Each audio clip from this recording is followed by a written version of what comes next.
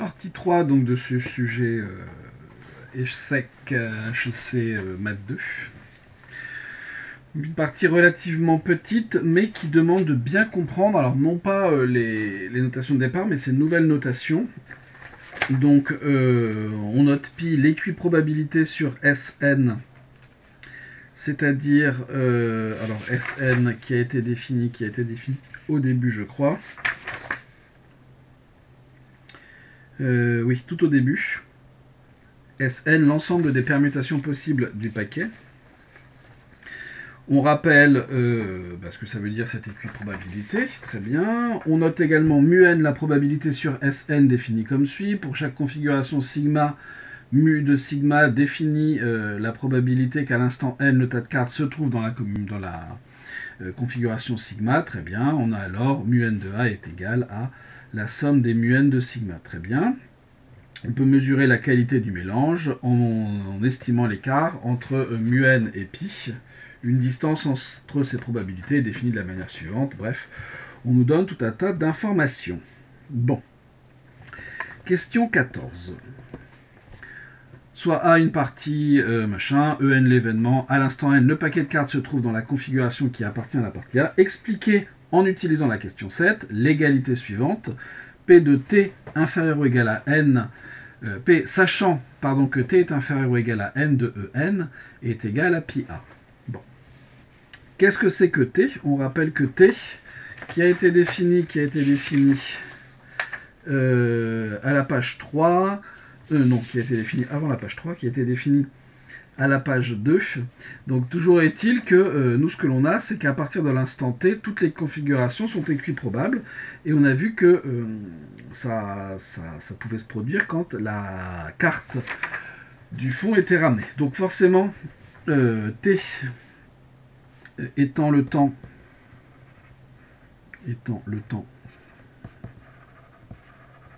à partir duquel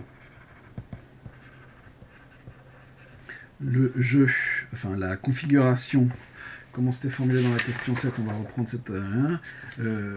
toutes les configurations sont équiprobables.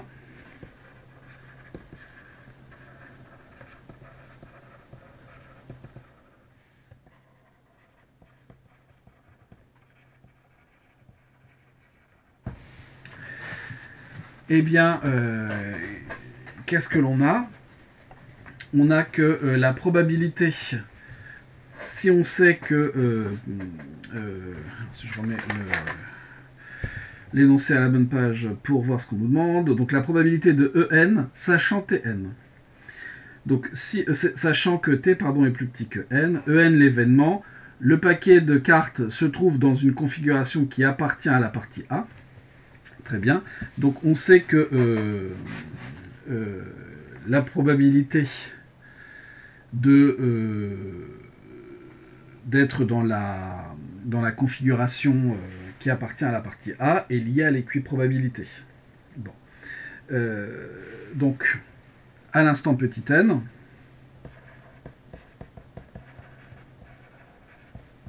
qui est supérieur ou égal à t, hein, puisqu'on sait que t est inférieur ou égal à petit n, eh bien toutes les configurations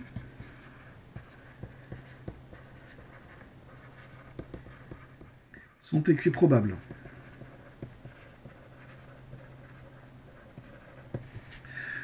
On a donc,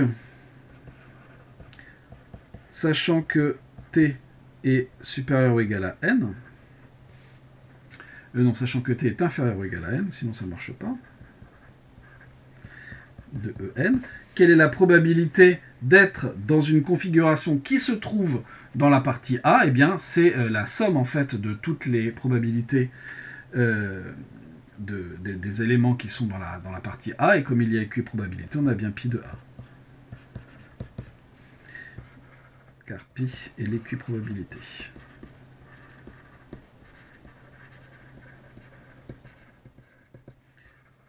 Sur Sn.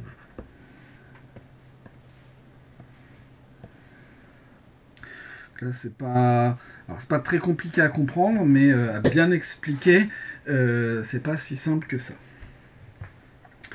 en déduire que la probabilité que t soit inférieur à n est égale à machin, donc il peut se passer deux cas. Premier cas,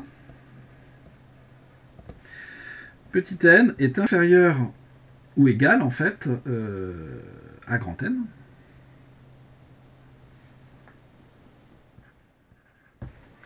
Et dans ce cas, l'événement est impossible.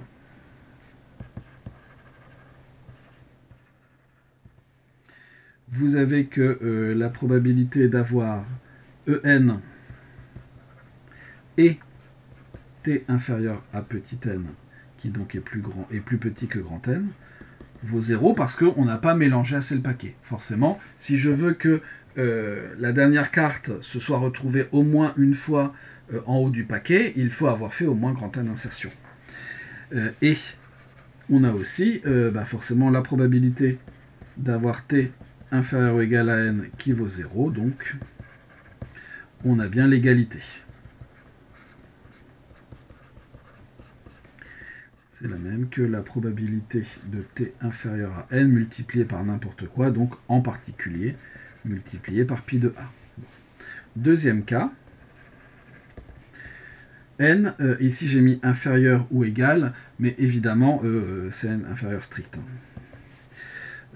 Même si le cas petit n égale grand N est assez rare. Deuxième cas, n supérieur à grand N. Dans ce cas-là, la probabilité que t soit inférieur ou égal à n est différente de 0, et donc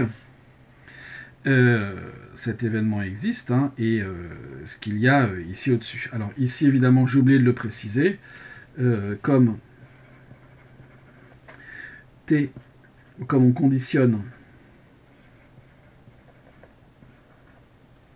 on conditionne par l'événement t inférieur à n, eh bien la probabilité d'avoir t inférieur ou égal à n est différente de 0, et donc nécessairement petit n va être supérieur ou égal à grand N. Et donc dans cette condition, on a p de t inférieur à n différent de 0, d'où eh bien la probabilité, sachant que t est plus petit que n, de En, c'est la probabilité d'avoir t inférieur ou égal à n et En divisé par la probabilité que t soit inférieur à n. Et ça, on sait que ça vaut pi de a, d'où la probabilité d'avoir En et t plus petit que n est bien égale à pi de a multiplié par la probabilité que t soit inférieur ou égal à n. Conclusion, dans tous les cas, on nous demandait pour tout n appartenant à n étoile, la probabilité d'avoir En inter t inférieur ou égal à n est bien égale à pi de a multiplié par la probabilité d'avoir t inférieur ou égal à n.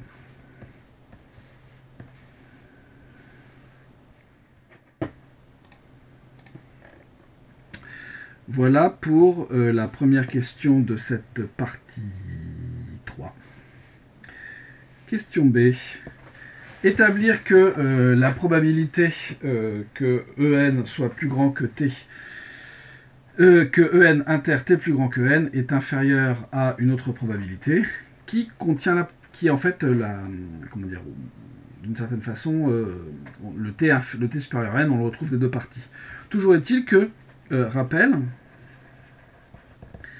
A inter B est toujours inclus dans A, dans B aussi d'ailleurs, hein, d'où En inter t supérieur à n va être inclus dans le fait que t soit supérieur à n. Et comme on l'a déjà rappelé plus haut, si A est inclus dans B, la probabilité de A est plus petite que la probabilité de B. Donc, la probabilité d'avoir En inter t supérieur à n va être inférieure ou égale à la probabilité que t soit supérieur à n. Petite question toute simple, juste avec une inclusion.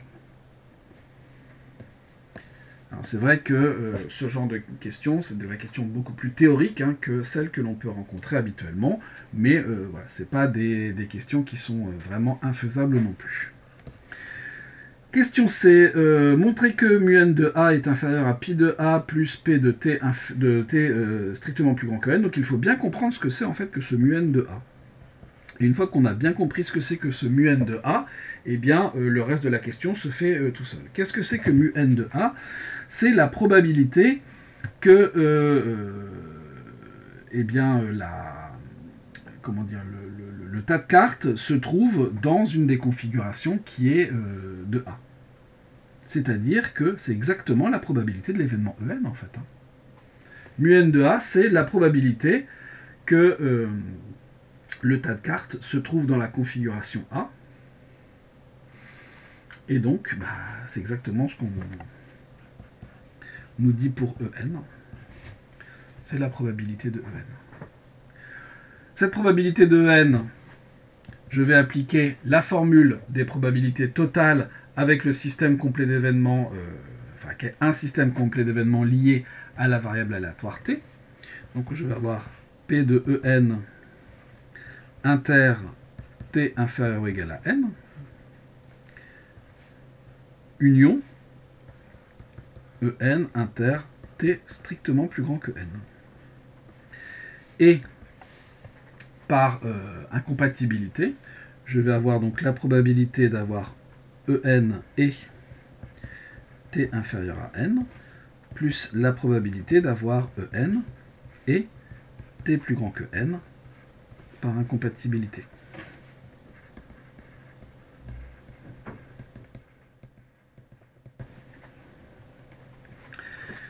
C'est-à-dire la probabilité d'avoir En inter t inférieur à n, d'après ce qui précède, c'est pi de a multiplié par la probabilité que t soit inférieur ou égal à n. Le reste, ben, je ne sais pas ce que ça vaut, mais je peux dire que c'est inférieur. Alors, je pourrais dire la ligne d'après, hein, je ne vais pas tout faire en même temps. En inter t plus grand que n.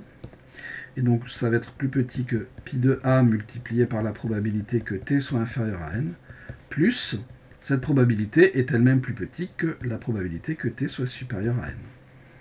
Or, la probabilité que t soit inférieur ou égal à n est plus petite que 1 puisque c'est une probabilité. Donc ça sera plus petit que pi de a plus la probabilité que t soit strictement plus grand que n. Mu n de a est bien inférieur ou égal à pi de a plus la probabilité d'avoir t strictement plus grand que n. Là, dans cette partie 3, en fait, on rentre vraiment dans des questions assez théoriques. Assez très théoriques, on peut dire même. Toujours est-il qu'on a terminé la question 14. On peut passer à la question 15. Question 15a. Exprimer mu n de a bar moins pi de a bar en fonction de mu de a et pi de a. Bon. En fait, on a des probabilités. Hein. Mu n est une probabilité. On nous le dit clairement. Hein. Donc, mu n de a bar, c'est 1 moins mu n de a. C'est simple. Il en va de même pour pi de a. De même, alors j'ai dit pi de a, mais c'est pi de a bar, c'est 1 moins pi de a. Et donc, c'est mu n en premier. Hein. Mu n de a bar moins pi de a bar, c'est 1 moins mu n de a moins 1 moins pi de a. C'est-à-dire que l'on va avoir pi de a moins mu n de a. Et donc, conclusion, mu n de a bar moins pi de a bar est égal à pi de a moins mu n de a.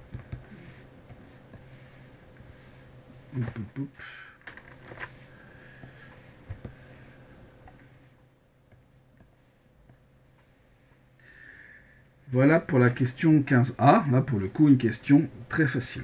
Même si les parties sont très théoriques, il y a quand même des questions qui sont vraiment pas compliquées à faire là-dedans. Déduire des questions précédentes, la majoration en question. Bon, bah, très bien. Qu'est-ce que c'est que mu n de a moins pi de a? Eh bien, mu n de a moins pi de a, avant de passer à la valeur absolue, hein, si j'utilise la question 14c, va être plus petit que p de t strictement plus grand que n, d'après la question 14c. Bon. Le problème, c'est que il se pourrait que mu n de a moins pi de a soit négatif, et quand on passera à la valeur absolue, ça serait assez embêtant. Bon. Qu'est-ce que l'on peut remarquer? Si on nous a fait travailler, si on nous a parlé de mu n de a bar et de pi de a bar, c'est certainement pas un hasard. Qu'est-ce que l'on sait? Eh bien, mu n de a bar, de plus, la question 14c nous dit que mu n de a bar, que en fait c'est valable pour toutes les parties A, hein, de plus toujours d'après 14c, puisque c'est valable pour toute partie A, mu n de a bar moins pi de a bar, c'est pour ça qu'on nous l'a fait utiliser, hein, va être inférieur ou égal aussi à p de t strictement plus grand que n. Et la question précédente, en fait, hein, la question 15a, elle est là, d'une part, évidemment, pour avoir le lien entre mu n de a bar moins pi de a bar et mu n de a, pi de a moins mu n de a, mais elle est aussi là pour nous faire penser à l'événement contraire. Hein. D'où, eh bien, ce que l'on a démontré, c'est que pi de a moins mu n de a est aussi inférieur à p de t supérieur à n. On a démontré que dans tous les cas, on a ce que l'on voulait. Or, la valeur absolue de pi de a, moins... est-ce qu'on voulait dans l'autre source? Non, c'est dans l'autre source, mais ça ne change rien en fait. Hein. Mu n de a moins pi de a est égal à mu de a moins pi de a, si jamais cette quantité est positive. Si mu n de a moins pi de a positif est égal à pi de a moins mu n de a, sinon. Mais dans tous les cas, ces deux valeurs sont plus petites que la probabilité que t soit plus grand que n. On a donc bien ce que l'on veut. Mu n de a moins pi de a, en valeur absolue, est inférieur ou égal à la probabilité que t soit plus grand que n.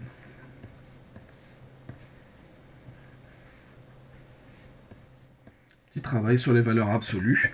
Et le fait de penser à passer par l'événement à bar nous est donné par la question 15a, qui n'est pas là par hasard. Parfois, vous avez des questions très simples, ça peut paraître étrange au milieu d'un problème compliqué, mais vous pouvez avoir des questions très simples qui sont là pour vous suggérer une idée pour la question d'après. Pour une question d'après. Pour terminer cette partie 3, question 16, montrez que la distance entre mu n et pi, cette distance vous est définie au-dessus, hein, pas besoin d'inventer quoi que ce soit, est inférieure à la probabilité que t soit plus grand que n. Déterminez alors la limite, machin, bon, très bien. Ce que l'on a vu, hein, c'est que pour toute partie A de Sn, d'après ce qui précède,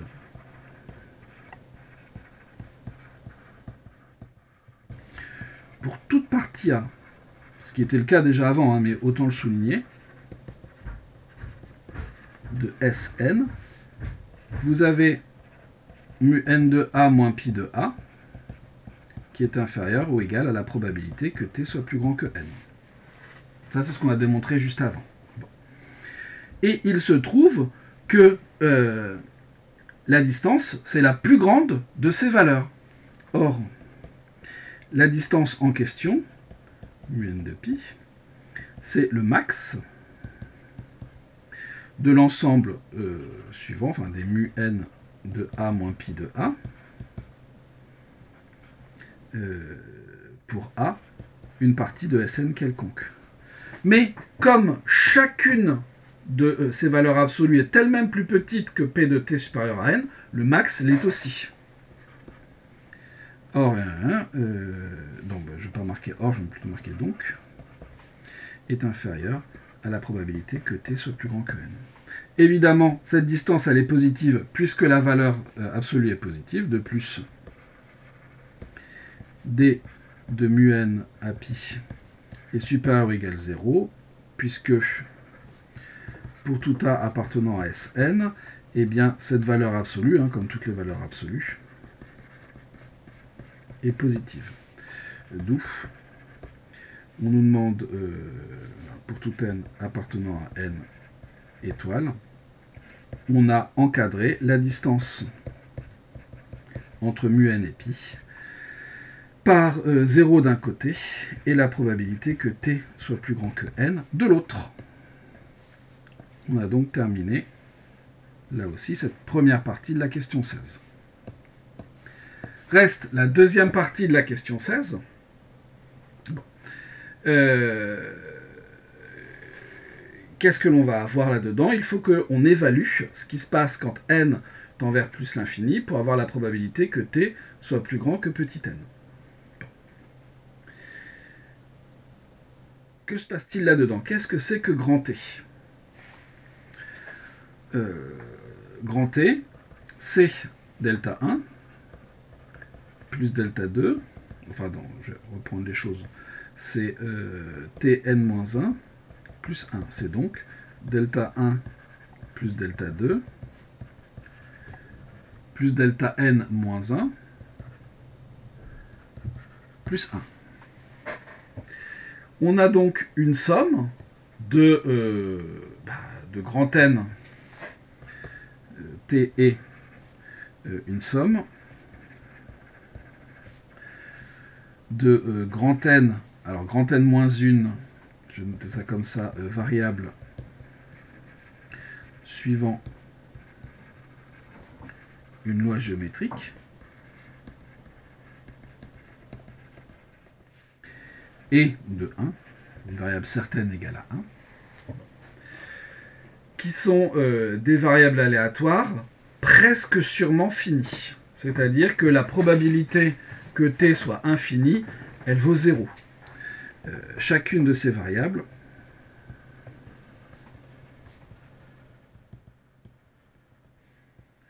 est presque sûrement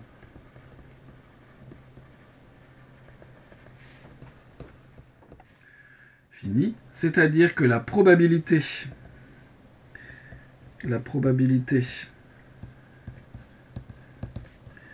que delta 1, delta n-1 soit infini est nulle. D'où, pour n assez grand,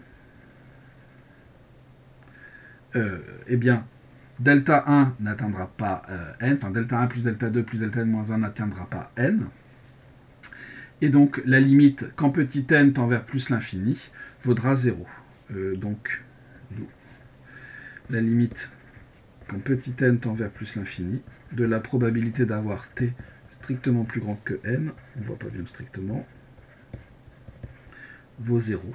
Puisque les variables aléatoires, delta 1, delta 2, delta n-1 vont toutes être finies. Quand vous ajoutez des nombres finis, ça vous fait un résultat fini. Et ce n'est pas le plus 1 qui va changer quoi que ce soit. Et donc, d'après le théorème des gendarmes, alors peut-être qu'il faudrait dire par encadrement, j'en sais rien, théorème des gendarmes,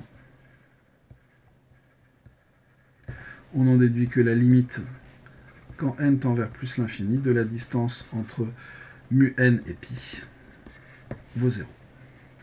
Et voilà pour cette partie 3, un petit peu plus courte que les autres.